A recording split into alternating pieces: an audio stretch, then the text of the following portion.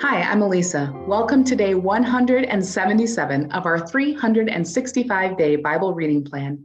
Today's reading is titled, Jesus Demonstrates That He is God's Son.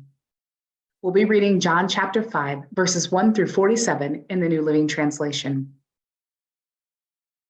Afterward, Jesus returned to Jerusalem for one of the Jewish holy days. Inside the city, near the sheep gate, was the pool of Bethesda with 5 covered porches. Crowds of sick people, blind, lame, or paralyzed, lay on the porches. One of the men lying there had been sick for 38 years. When Jesus saw him and knew he had been ill for a long time, he asked him, "Would you like to get well?" "I can't, sir," the sick man said, "for I have no one to put me into the pool when the water bubbles up. Someone else always gets there ahead of me."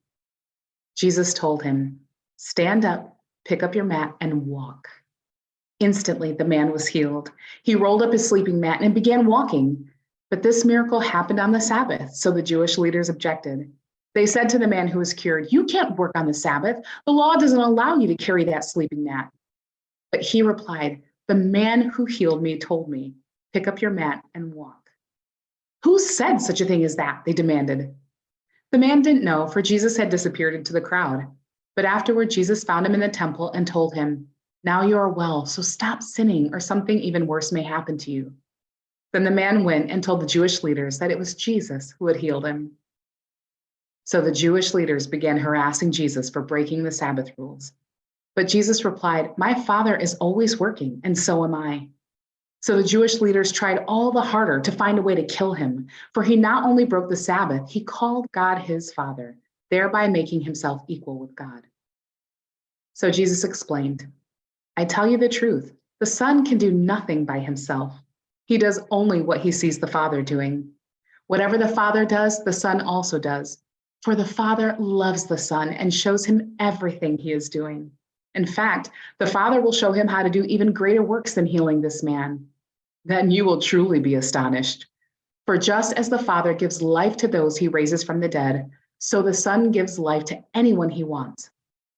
In addition, the Father judges no one. Instead, he has given the Son absolute authority to judge, so that everyone will honor the Son, just as they honor the Father. Anyone who does not honor the Son is certainly not honoring the Father who sent him. I tell you the truth, those who listen to my message and believe in God who sent me have eternal life. They will never be condemned for their sins, but they have already passed from death into life.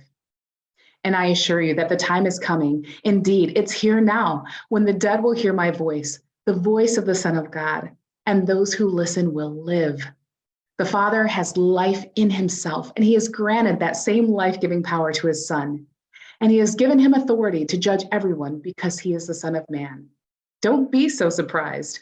Indeed, the time is coming when all the dead in their graves will hear the voice of God's Son, and they will rise again. Those who have done good will rise to experience eternal life, and those who have continued in evil will rise to experience judgment. I can do nothing on my own. I judge as God tells me. Therefore, my judgment is just, because I carry out the will of the one who sent me, not my own will. If I were to testify on my own behalf, my testimony would not be valid, but someone else is also testifying about me, and I assure you that everything he says about me is true. In fact, you sent investigators to listen to John the Baptist, and his testimony about me was true. Of course, I have no need of human witnesses, but I say these things so you might be saved. John was like a burning and shining lamp, and you were excited for a while about his message. But I have a greater witness than John, my teachings and my miracles. The Father gave me these works to accomplish, and they prove that he sent me. And the Father who sent me has testified about me himself. You have never heard his voice or seen him face to face, and you do not have his message in your hearts because you do not believe me, the one he sent to you. You search the scriptures because you think they give you eternal life, but the scriptures point to me, yet you refuse to come to me to receive this life. Your approval means nothing to me because I know you don't have God's love within you. For I have come to you in my Father's name, and you have rejected me. Yet if others come in their own name, you gladly welcome them. No wonder you can't believe. For you gladly honor each other, but you don't care about the honor that comes from the one who alone is God. Yet it isn't I who will accuse you before the Father. Moses will accuse you. Yes, Moses, in whom you put your hopes. If you really believed Moses, you would believe me, because he wrote about me. But since you don't believe what he wrote, how will you believe what I say?